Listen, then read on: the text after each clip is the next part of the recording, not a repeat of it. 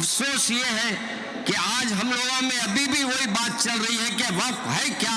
اس سے فائدہ کیا ہوا؟ میاں فائدہ یہ ہوا کہ آج آپ ہیں اور کل نہیں رہنے والے ہیں، لیکن یہ جو آپ کے مساجد ہیں، مدارس ہیں، اور آپ کی جو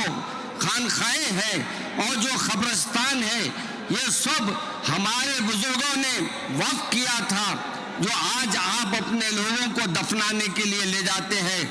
ایسا نہ ہو کہ آپ کے لیے قبرستان بھی ملنا مشکل ہو جائے، آپ کو جگہ بھی ملنا مشکل ہو جائے۔ ان حالات میں آپ کو یہ بل لانے والوں کو بل میں لے جا کر چھوڑنا ہے۔ عوام کی زندہ دلی کو سلام۔ انشاءاللہ ہم سب متحد ہو کر اس وقف کے کالے قانون کے خلاف لڑائی لڑیں گے اور کامیاب ہوں گے۔ جی ہاں دوستو، آج مسلم پرسنل لا بورڈ کی جانب سے دارالسلام میں منعقد کیا گیا احتجاجی جلسہ، جس میں لاکھوں افراد نے شرکت کی اور اپنا احتجاج درج کرایا۔ یہ لاکھوں کی تعداد بتا رہی ہے کہ وقف ترمیمی بل مسلمانوں کے خلاف ہے۔ مولانا جعفر پاشا صاحب نے دارالسلام میں وقف ترمیمی بل کے خلاف منعقدہ کل ہند مسلم پرسنل لا بورڈ کے احتجاجی جلسے عام سے خطاب کرتے ہوئے وقف ترمیمی بل کے خلاف مسلمانوں کو متحد ہو کر جد و جہد کرنے کی ضرورت پر زور دیا۔ انہوں نے کہا کہ ہمارے بزرگوں نے جو زمینیں وقف کی تھی، ان پر آج مساجد، مدارس اور قبرستان قائم ہیں، اور اگر وقف کا نظام ختم ہو جائے تو مرنے کے بعد ہمیں دفن کے لیے زمین بھی نہیں ملے گی۔ مولانا نے اس بات پر زور دیا کہ وقف کے بارے میں معلومات حاصل کرنا اور اس کی اہمیت کو سمجھنا بہت ضروری ہے۔ انہوں نے جلسے میں شریک افراد کو مشورہ دیا کہ وہ اپنے اپنے علاقوں میں وقف کے تعلق سے شعور بیداری مہم چلائیں اور مرکزی حکومت کے متنازع وقف ترمیمی بل سے عوام کو واقف کروائیں۔ مولانا جعفر پاشا نے کہا کہ وقف جائیدادیں اللہ کی امانت ہے اور ان کی حفاظت ہر مسلمان کا فرض ہے۔ انہوں نے اس بات پر تشویش کا اظہار کیا کہ مرکزی حکومت کی جانب سے پیش کردہ وقف ترمیمی بل کے ذریعے وقف جائیدادوں پر قبضہ کرنے کی کوشش کی جا رہی ہے، جو کہ مسلمانوں کے مذہبی اور سماجی حقوق پر حملہ ہے۔ انہوں نے کہا کہ اگر یہ بل منظور ہو جاتا ہے تو اس کے نتیجے میں مسلمانوں کی اربوں روپے کی جائیدادیں متاثر ہوں گی اور مساجد، مدارس اور قبرستانوں کی حیثیت خطرے میں پڑ جائے گی۔ انہوں نے تمام مسلمانوں سے اپیل کی کہ وہ اس بل کے خلاف متحد ہو کر جد و جہد کریں اور حکومت پر دباؤ ڈالیں کہ وہ اس بل کو واپس لیں۔ مولانا جعفر پاشا نے کہا کہ وقف جائیدادوں کی حفاظت کے لیے ہمیں اپنی صفوں میں اتحاد پیدا کرنا ہوگا اور اس مسئلے پر سیاسی، مذہبی اور سماجی سطح پر مشترکہ حکمت عملی اپنانی ہوگی۔ انہوں نے کہا کہ اگر ہم متحد ہو کر اس بل کے خلاف آواز بلند کریں گے تو حکومت کو اس بل کو واپس لینے پر مجبور کیا جا سکتا ہے۔ کہ آپ اور ہم آج وقف کے قانون کے اوپر جو گفتگو کرنے کے لیے جمع ہوئے ہیں، ہمارا یہ کام ہے کہ ہم وقف کے قانون کو سمجھیں اور وقف کسے کہتے ہیں اسے جاننے کی کوشش کریں۔ افسوس یہ ہے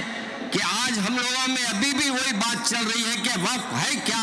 اس سے فائدہ کیا ہوا؟ میاں فائدہ یہ ہوا کہ آج آپ ہیں اور کل نہیں رہنے والے ہیں، لیکن یہ جو آپ کے مساجد ہیں، مدارس ہیں، اور آپ کی جو خانقاہیں ہیں اور جو قبرستان ہے، یہ سب ہمارے بزرگوں نے وقف کیا تھا، جو آج آپ اپنے لوگوں کو دفنانے کے لیے لے جاتے ہیں۔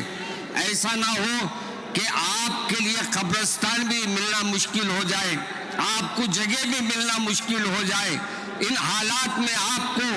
یہ بل لانے والوں کو بل میں لے جا کر چھوڑنا ہے، اور اس لیے آپ کا اور میرا یہ فریضہ بنتا ہے کہ ہمارے آج پروگرام میں جو بھی بات چیت ہو رہی ہے، جو بھی گفتگو ہوئی ہے وقف کے لیے، آپ اس کو پر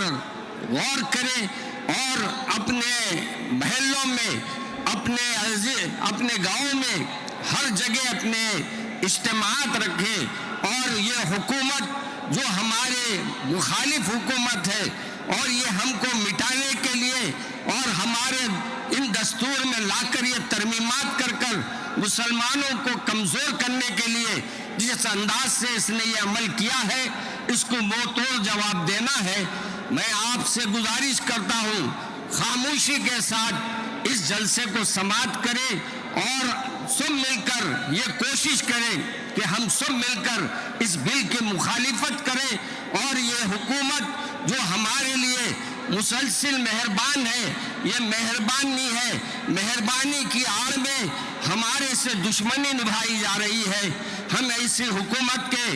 اور مرکزی حکومت کے جتنے بل آئے ہیں، ہم اس کو قبول हम न इसको मानने के लिए तैयार है। हाँ, आज आपको जरूरत है समझने की, मगर अफसोस आज भी हमारे लोग समझना नहीं चाहते हैं। अभी भी एक दूसरे पर हम हमले कर रहे हैं। मेरे अजीज दोस्तों, आज हमको एक होने का वक्त आ गया है। हम एक हो जाए और एक होकर सब मिलकर इस बिल की मुखालिफत करें और अल्लाह से ये दुआ करें कि अल्लाह तबारक व तआला ये जो मौका हमको दिया है और ये मौका जो हमको मिला है, हमको अल्लाह के लिए अपने आप को ये वक्फ करें और अल्लाह से ये दुआ करें कि अल्लाह तबारक व तआला ये जो मौका हमको दिया है और ये मौका जो हमको मिला है, हमको अल्लाह के लिए अपने आप को ये वक्फ करें और इस बिल के लिए अपना जितना मुमकिन हो सके एहतजाजी रैलियों में, एहतजाजी जो भी हमारे पर्सनल लॉ बोर्ड के तरफ से आपको ऐलान किया जाएगा